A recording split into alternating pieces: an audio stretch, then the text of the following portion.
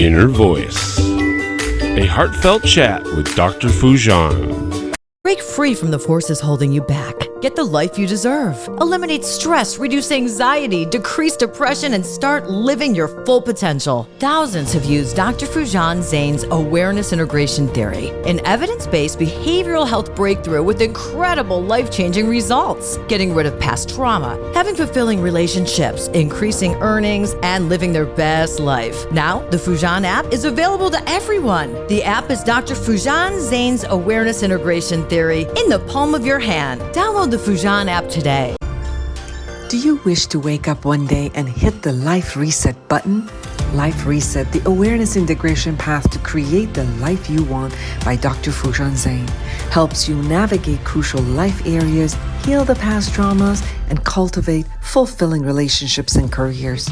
Life Reset is your guide to a profound journey to reshape your life. Grab your copy on Amazon or Audible now and embark on a path to a more joyous and fulfilled life.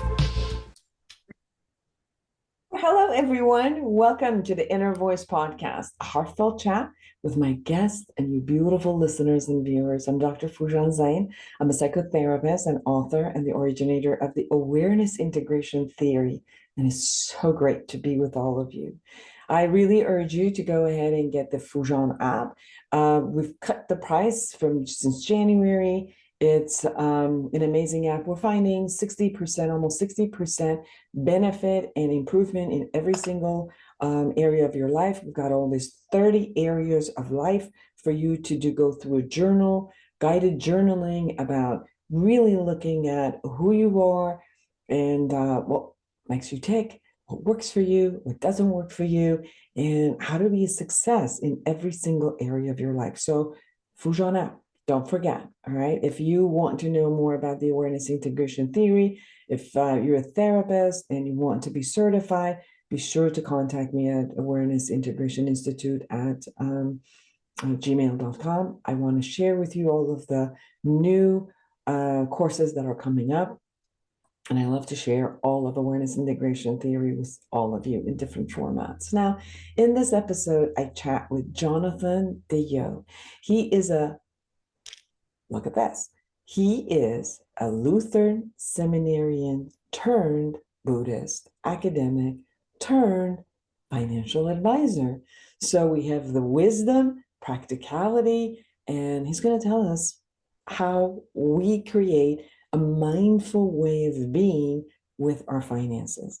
He's been investing for over 4 decades, meditating for 25 years of those. Jonathan DeYoe started managing investments for clients at Wall Street firms before launching his own financial planning firm in 2001. After 20 years, Jonathan merged his firm into the national financial planning firm, EP Wealth. Today, Jonathan is a senior VP and a partner at EP Wealth, and his Mindful Money organization is focused on financial education and coaching for folks who don't have access to traditional advice. You want more information? You can get it at mindful.money. You heard it, mindful.money. We spoke about how to be mindful. What are some of the thought processes? What are some of the belief processes that shows up and doesn't let you move forward? How can you be safe? How can you invest in a way that you could assure the planning? So he goes through and explains, and he just makes us feel right and protected in a sense. So I hope that you enjoy the conversation as much as I did.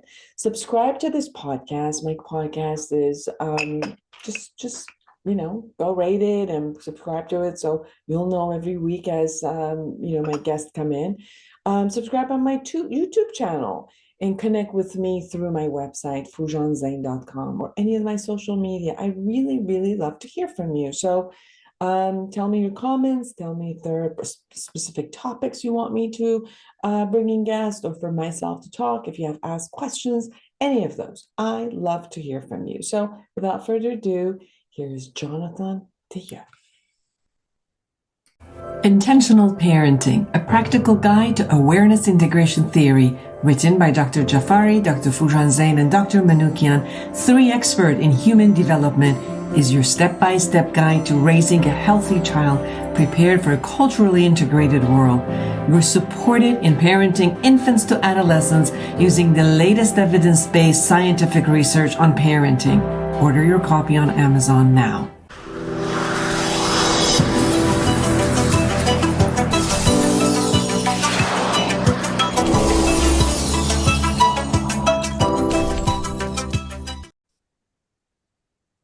Well, welcome to the show, Jonathan DeYoe. It's nice to have you. Dr. Foojan, it's nice to be here. Well, we're going to be talking about mindful investing. So there's two layers in here that is in your book, Mindful Investing, Right Focus, Better Outcome, and Create Well-Being. Just to share with you, I had no idea about investing. So what I had done was I would make money and I would make sure that I would spend every cent of that money that I got. It was, it was like an itch. Like if it was in my bank account, it had to go away. I had to buy something. I had to do something with it until I actually aged. So around 40s was the first time. And I'm like, I think my energy is not as much as I thought it was going to be, all the time as my 20s and 30s. And what am I doing? So maybe someday I actually want to retire. So obviously I should be thinking about all of this. Then it was like, but I want to be free. And then it was always like, but I want to do all this stuff and I won't have enough money. And it was all of these thought processes that were there before I even looked at how can I invest and what would investments be? And it was like this shift that I had to actually make. And then I remember at one point, I'm like, where's my money going? And I did this thing of like almost 3 months of sitting down and looking at where do I spend? Because I kept saying, I don't have enough money to save or invest or any of it. And then I realized I was spending something like $400 to $500 per month just on Starbucks. And if you ask me, Jonathan, like, how much do you spend for coffee? I was like $7, $10. I was shocked. I was just shocked being aware of myself and my habits. And that shifted into if I'm spending $500 and I'm not even realizing it, maybe I should take it off in a way that I don't realize it, because obviously I'm not realizing it. So that's how my journey even began, with this concept of a 2x4 hitting my head. Like, oh, okay, I may, start this process. So tell me about your journey and what got you into this field and then wanting to write a book and all of it.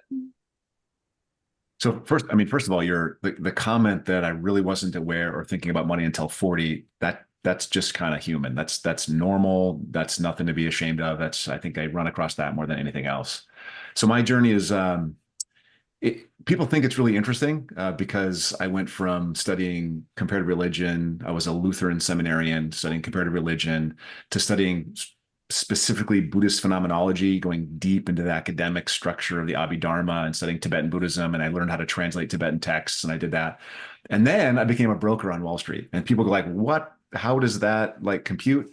But really, it's kind of a full arc. When I was a kid, I was really interested in money because we didn't have any. So I spent some time in like my local broker's office downtown Rapid City, South Dakota, and I would study value line research, trying to figure out, how do I make some money in this thing called the market, and how do I understand the market? This is when I'm 9 or 10 years old, right? So after doing that, I went to school actually to study finance. Got really, really, really bored with studying finance and went into philosophy. That led to theology, that led to comparative religion, that led to Buddhism. But then I dropped out. My first wife said, okay, it's my turn to go to school. You've gone to school long enough. It's my turn. I was like, all right, that seems fair. So I dropped out. And there's nothing you can really do dropping out of a seminary program. There's no job for that. So, I went to the thing that I was interested in early on, and I started studying to become a broker. And I was a broker for 5 years before I started my own company. And the arc, I didn't actually, so that was 2001. I didn't actually combine the mindfulness with the money until 2000, probably 12 or 13, coming out of the Great Recession, thinking about people's responses to that very difficult financial time, and this noticing that people did things to themselves through that time that weren't good for them, that wasn't good for them. And realizing that the reason they did the things is because there's deep emotions around there. And then noticing that, hey, if people were more mindful, they would react differently to the stimulus coming from outside. And that mindfulness helps us with the emotional stuff. And with money, there's a lot of emotional stuff. So that's where I started putting those things together. First book was 2017. Second book, the one we're going to talk about today, was published in 2023. Yes, I developed a new psychology model, awareness integration, and I teach at Cal State Long Beach, and one of the courses is called Mental Health and Well-being, and I bring my modules in there, and one of them is about money, like your relationship with money. It is amazing, especially, college students are between, like, let's say 18 until like 25, 26. There's some late bloomers there. Every single one of them, as they do this journaling and start looking at the value of money, is like, we have no idea what that value is, especially as we're growing up, because our parents are offering it to us, whether they have it or they don't, whatever it is. We have a ceiling, we have a thought process, we have belief systems that are so strong around either earning or spending, saving, which come from our family concepts. Now, someone, for example, where you were sharing, if I come from not wealth, I might continue with that as a ceiling, or I might say, I break the habit and say, I don't like this and I want to make it another way. Yep. But there's so much beliefs around this idea of money. And I've noticed, like, as they go through this concept with my work, and I'm sure your work is, you're going to talk about how you bring people to that mindfulness, is many of them after that is like, oh, I started my job. Now I look at every dollar I make, and then I want to spend it as how many hours do I have to work in order to purchase this? And then, do I really need this or not? So it's almost like how different it became. Or when I became mindful of what I was doing, then I was realizing that, okay, my brain needs tricking. I need to trick my brain, as there's no, I'm going to give you other ways of not seeing what's available, because when you see what's available, you want to spend. So I'm going to do it in another structure. So there's so much into this mindful concept of watching what you do, your habitual and your belief systems, which is the first thing, the primary concept. Absolutely. I mean, that's the, if people don't do the work, like, I think your work, like you work with people, you chat with people from a therapy, and they have issues, and how do you resolve those issues, and you unpack their belief systems. And it's not just the belief systems we get from our parents. Like, we take in information from our culture. And today, I mean, social media is the thing that we should have more of and be more of. And so that message hits us 24/7, all day, every single day. Facebook, pick your social media. We should have more money. We should have a better job. We should have a better spouse. We should have, our kids should be more well-behaved. This just all these things that we could do that would be better, better. But if we don't ever go internally and think about what we want, what's important to us, then we're just going to be pulled by all these messages, by the lessons we learned at the knees of our parents and grandparents, by the stories we're hearing from our culture, by what our neighbors doing, by what our father and sister and brother-in-laws are doing, what all the people that are around us are doing. That's going to make us think that we should be doing that. So we have to first start with this: who am I? What do I want? And then you can build a plan on top of that. And that was really the message in the first book. The first book was, the first section was about, what are the beliefs that we have about money that just aren't true? What are those things that the culture tells us, that people tell us that's not helpful? And then what are the things that are really true? Like, what are the things that we can do in our lives to make us happy? The things we know, like gratitude and generosity and sort of being our authentic selves, and actually pursuing goals that mean something to us, and these kinds of things. And then the last part of the first book was, how do we build a plan to make that work, on top of what we now know as the stuff that makes us happy or gives us well-being. So that was the arc of the first book. And the second book, Mindful Investing, is really talking about the very specific piece of the emotions around investing and how mindfulness can help with those emotions. And what kind of emotions have you noticed that are popping up all the time? The ones that I have experienced through myself and other people, especially this shows up a lot in marriages. There's a lot of fights around money, and there's a lot of fights around investment of money, which happens among couples, which I, consistently am part of the mediator and the negotiator for them. Fear and then this concept of the mindset of scarcity that shows up with the fear, and then the mindset of like the abundance, and the abundance can work both ways. It could be the abundance, you hold the space of abundance and the trust that you do what you need to do and the world will show up and there's enough for everyone. Or there's this concept of a responsibility where it's like, oh, I'll be there, everything will show up, don't worry about it, just spend anyway. So you can see these two concepts of scarcity and abundance coming together a lot of times, and how it could, with the mindfulness, how it could flourish to work for your life, or it could really hold you back and have consequences. Can you share about some of these emotions and ideas or thought processes that could be limiting, or it could be forwarding in a sense? Yeah. So I probably deal less with the couples issue than you do. But still, I do have clients that say, Jonathan, we need you to put your therapist hat on now for a second, because she wants this and he wants that, right? And they're two different things. So it's interesting when you go through this process of financial planning. The reason most people are afraid about their money is because they haven't mapped out A, what they want, B, the path towards getting it, or C, what are the activities they can or can't do that would make them have to remap it, right? So they haven't actually done that work, and so now they're worried and they're anxious and they have their fears around the things because they haven't done the work. Once we do the work and start having these conversations with clients, we talk to somebody, okay, you want to retire then, but you expect your spouse to keep working for 5 years. How is that? Please talk through that. How does that work? You want to buy a boat, but then that means you have to retire 3 years later. Can you talk through that, how that's going to work?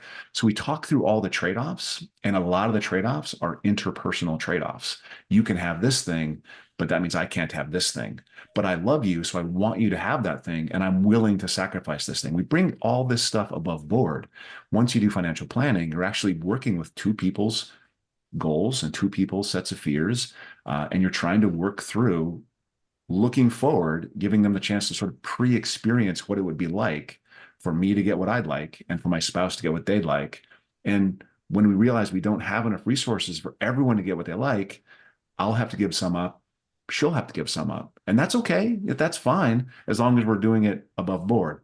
If we don't see it, we haven't thought it through, and it's all underneath a rug, then we have fights, we have problems, we have issues that come up. And we don't know how to deal with those because we've never done the original work. So I actually think specifically in the couples space, doing the planning work solves so many problems, or prevents those problems from becoming problems to begin with. The emotion I usually see comes from not understanding how markets work and being afraid of markets, or being afraid of investing, or being afraid of making the wrong decision, or not knowing who you can trust, or and that's, our culture teaches nothing about money, nothing practical about money. We teach you how to spend, we teach you should spend more, and we send that message, spend more, that's how you get happy. We know that's not true, but that's the message we get. So the fear around the lack of knowledge around money is, I think that's where we begin. If we educate, and then we plan. That really gets rid of most of the, anxiety around money.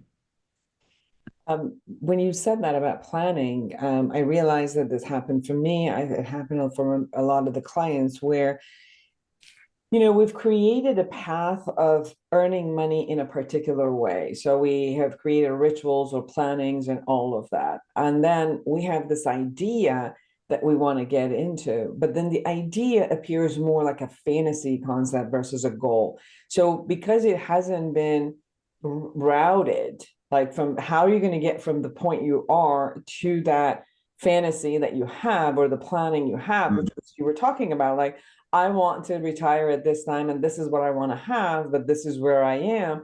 And how am I going to get from here to there? And there's a lot of frustration when there's this realization of what I'm saying I want to have. It looks more like a fantasy versus an actual goal because I haven't walked through, I haven't planned through from here where I'm going to be. And then where I say I'm going to be, if I'm going to be alive another 20, 30 years after that, how is that going to happen? So it's like if I'm going to have a retirement and then I'm going to hope that I'm going to have the same lifestyle that I have today as I'm earning money in my retirement, then obviously I have to be earning the same amount of money on a passive level. Then how's that going to get created? So there's a lot of ideas which like we envision and it's a wish, and how that wish is going to actually happen, it takes, like you said, planning. It takes reality. It takes like, what are these steps? What are differences, things that I have to do in order to be able to get there? Is that what you also experience a lot with this wishful thinking? Oh, yeah. Well, I mean, there's a lot of wishful thinking, but what you're saying actually brings up two really important things for me. One is we have a lot of shame around our current financial scenarios. So much shame, in fact, that many people they won't look at their finances because they feel they're too far behind. They feel like they can never catch up. They feel like so what we like to remove the shame. There's no shame. Like I have liquidated a 401k to invest in a business that failed. I have made so many really horrible financial decisions, and I'm, theoretically, I'm a professional at this. And before I was like this developed in it, I made all kinds of mistakes. And I meet all kinds of people that make all kinds of mistakes. The beauty of this, and especially if you're talking to millennials or Gen Z who seem to be struggling a lot, the beauty, and I cannot hit this hard enough, we're all becoming. Like, just this is where you are. That's okay. Where do you want to go? What are the steps? No shame at all. Where do you want to go? What are the things you need to do today to get there? That's it. Start where you are. It's a beautiful thing. You've done everything you can. I trust that you've made some good decisions and some bad decisions, and some bad stuff has happened to you, and it's not fair and all that. And what can you do today from where you are to make it better tomorrow and next week and next month and next year? Just allow yourself to become. And if you're young, if you're 30 and you're 40, you know what? We were all there. Like, we were there. We made the mistakes. We did our best and we got better. And you will too. Everyone gets better, and allow that to happen. Don't have any shame about where you are. So one aspect of it is really looking at the emotions. And you can see in the mindful investing, right focus, better outcome, and greater well-being by Jonathan DeYoe. Beyond the concept of I want us to go through the concept of the mindfulness, where beyond going through the emotions, and you also talked about the belief systems, and you talked about how you look at where you are, and if the way you're looking at where you are is painful because you're adding these type of emotions and adding these type of thought processes to it and all of that, is to become clear about those, right? And the clarity that you get through your mindfulness puts you at ease, puts you in a realistic place where you are, and then you can kind of detach from some of these negative pieces where kind of you're attaching it to yourself. And then I hear from you, which is like envisioning tomorrow. What do you want to be? What is it you're going to look like? And then you do a little bit of reality check with where they want to be. And then you start, and then the planning is to get you from where you are today to where you want to be. Do I get that right? You're spot on. Absolutely. Okay. Now let's go into the essence of the fear you talked about investing alone, because obviously um, there's a lot of real bases of investment, and yet just based on reality, it could get up or down, or cycles will change and shift. And so there's one aspect of what you're going to do and what you have control over, which is how much money and where you invest. And then there's all these other pieces where you don't have control over, and you kind of like co-create as the world goes forward. And you ride the waves the best as you know. And then, if you're working with a professional, they're a little bit more of a predictors of the wave, and they'll get surprised sometimes, but at least, they've done this for so many long, they've gone through the ups and downs. There's also this other angle, which I've been privy to, and many people. It's that there's also all of these investments and investment packages and products and all of that, which there's so many, a fine line conditions around, and fees and this and that at one point, after you were there for 5 and 6 years and nothing is happening, and you're looking at, like, is this really the best way of investing? And how come when I was being shared by that, I wasn't knowing all of those like fine lines, which 5 years from now, it seems like if I had put my money just in a bank, it would at least stay the same, even if it went 1% higher. But because of all the unforeseen other ways of, not market going up and down, but the fees structures and all of that, that what it was taken was so much more that it could at any point be given to it. So there's also, beside who I am, there's so many things out there that I have to actually get to know and make sure that I don't put myself in a position that really, it's not beneficial to my life. So there's so much there to unpack. One of the reasons I wrote the book, so a couple things. First, nobody knows what's happening tomorrow. Advisors don't know it. Portfolio managers don't know it. Nobody knows. So that's the first thing to understand, is no one has any facts about the future. Everyone's guessing.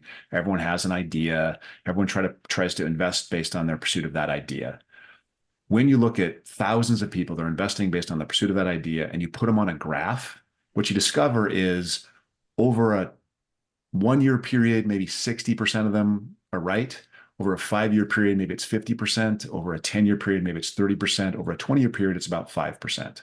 So the longer you commit to trying to be right about timing the market or picking the right investments, the lower the probability that you will win. So rule number one, nobody knows, stop predicting, right? It's impossible to predict. No one can predict. Stop trying it. So the second thing is that should free you up. That enables you to buy those very inexpensive index-based products, the things that you buy all the S&P 500 or all the Russell 3000 or all the all-country world index. You just buy the index and you hold on to that. When you have money, you add more. When you need money, you take some out. You don't try to time it. You don't try to figure that out. If you do that, you'll outperform the vast majority of your peers. You'll outperform the money managers. You'll outperform the people like me who are advisors, because you won't be paying any fees at all. It turns out the one indicator that determines the indicator that determines your success more than any other indicator is the cost of the tools you are using. The more expensive the cost of the tool, the lower the outcome, right? The less expensive the cost of the tool, the higher the outcome. So that's really, really important to understand as well. Rule number 2 is you to really maintain low costs. The thing that an advisor can do, or a money coach can do, is give you confidence in something that you're not confident about, right?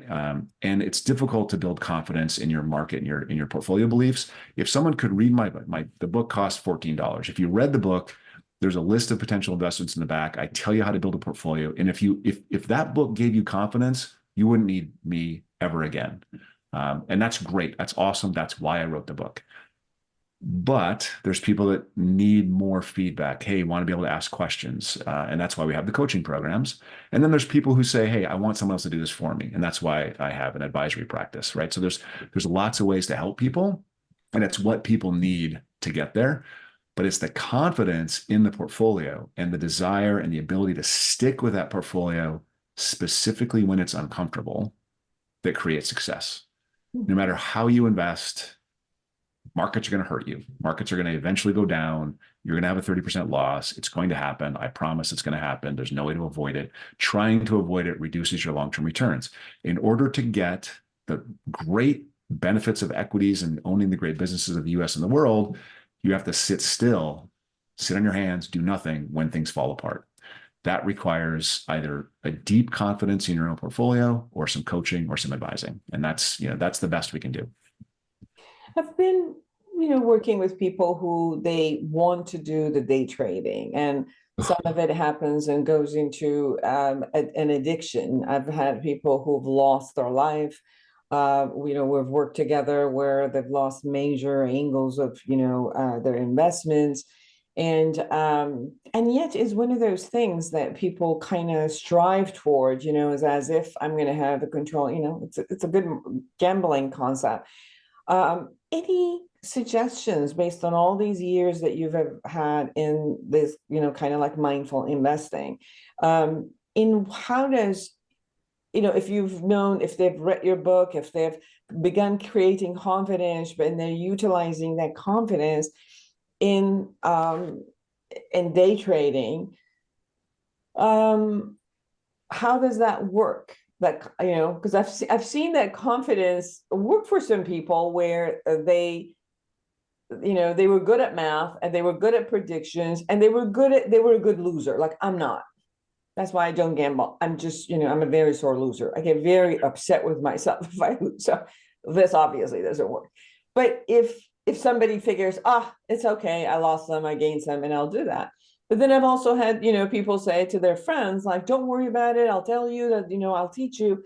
And they've lost half of their life or a lot of their investment. What would be your suggestion about how should they look at who they are, their character? How do they, should they observe themselves? And that type of a personality, how could they do something safer for themselves? So, I mean, at the end of the day, the person that's the day trader doesn't come to someone like me. The problem, I think, that the person who's a day trader faces, and you know this, right? The human mind is just, we're filled with biases. We're filled with, these beliefs that make us think that we're special or we're smart or we like to build ourselves up psychologically, and we like to, when someone else has a problem, that's their problem. When we have a problem, that's someone else created that problem. And that there's this thing that happens this way. So it is totally possible. I know people have done it, to trade for a short period of time and make a whole bunch of money. The problem with that is when you do that, that creates the psychological belief that you're smart, not that you got lucky.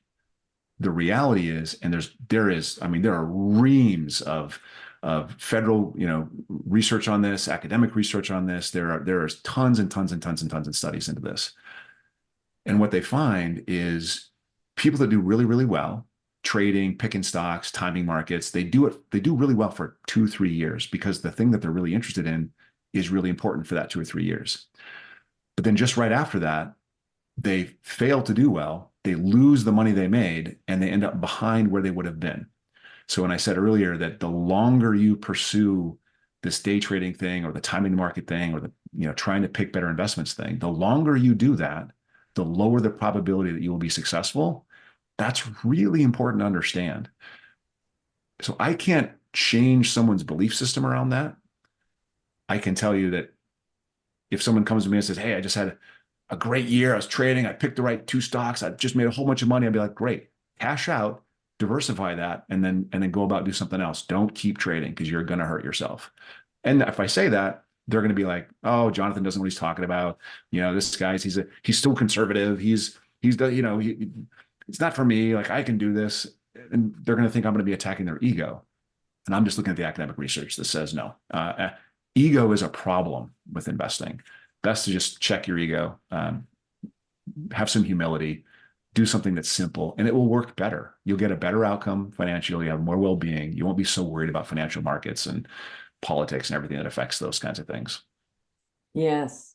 One of the suggestions that I also give some of my clients who are just eager to do this is like, you want play money, okay, you have investments, put the right investment. There's a difference between play money and investment. And it's like, if we could separate those pieces, which is, can you do smart investments in a little bit of low risk where, it could be there for you. And then you can always say, I'll take this percentage. How like we say, I take this percentage and do a savings. Can you do this percentage? And that's your play money. And if you wanted to play, instead of going to a casino playing, you want to do it in a day trade, play money. That's your play money. Yeah. Sometimes it's like, okay, I've got so much. And it's like, okay, can you take a percentage of what you got and turn it to the other side again? And then keep your play money and just play. So that at least gives you a little bit more of, taking care of both sides of you in that way. So, but knowing that, it's still a form of gambling, that there's always, loose concept. In your book, you say there are 3 steps, and only 3 steps to personal financial success. They're planning, thinking it through, evidence-based, simple, mindful investing, and mindful patience, non-judgmental persistence in the face of unknown. Can you share a little bit about the mindful patience, please? So yeah, I mean, the reality is, equities outperform. Great businesses in the United States and the world outperform. We call those, popularly those called equities or stocks or shares, right? Great businesses outperform fixed income and over long periods of time. The problem is they don't do that over every period of time. So you have to sit on your hands when it's not outperforming so that you can enjoy the outperformance over the long period. The problem and the challenge is we live in the short term. We live in the media cycle. We live with 24-hour news cycle throwing stuff at us all the time, all the things we should be afraid of, all the things we should be aware of, all the things that we should be trading on, all the things that we should use to create a market outlook and then act upon that market outlook. If you can divorce yourself from that, and I think the way to do that is with mindfulness practice, with a regular 10, 15 minutes a day staring at a wall or eyes closed, feet planted in front of yourself, hands, one hand in the other hand in your lap, sort of a thing, just quietly contemplating and watching your breath. And notice when your mind gets distracted, and then bring it back to your breath. And then notice when your mind gets distracted and bring it back to your breath. Because that's what the media is. It's a distraction. It's a distraction from your financial success. The more you listen to headlines and radio stories and podcasts, and they tell you to be afraid, you will be afraid. And if you can avoid that fear response, you'll be far better off. Beautiful. All right, everyone. Mindful investing, right focus, better outcome, greater well-being by Jonathan DeYoe. Anything we haven't touched upon that you really, really want everybody to know? Well, I mean, many people ask that question at the end of a podcast, and I always just like to sort of summarize everything that I believe in sort of this 3 things, right? It's stop predicting, start planning, stay mindful. And how could people find you? Yeah, mindful.money. There's no .com, there's no .org. It's just mindful.money. And you can find all the books, the courses, the planning support, the advisory support, the membership, everything is right there. Beautiful. Thank you for taking the time and being with us. Thank you very much. And for all of you who are out there, create an amazing life for yourself and everyone around you. And until next week, bye-bye. Eliminate stress, reduce anxiety, and decrease depression. Dr. Foojan Zeine's awareness integration theory has helped thousands like you get incredible life-changing results. The Foojan app gives you her evidence-based treatment in the palm of your hand. Download today.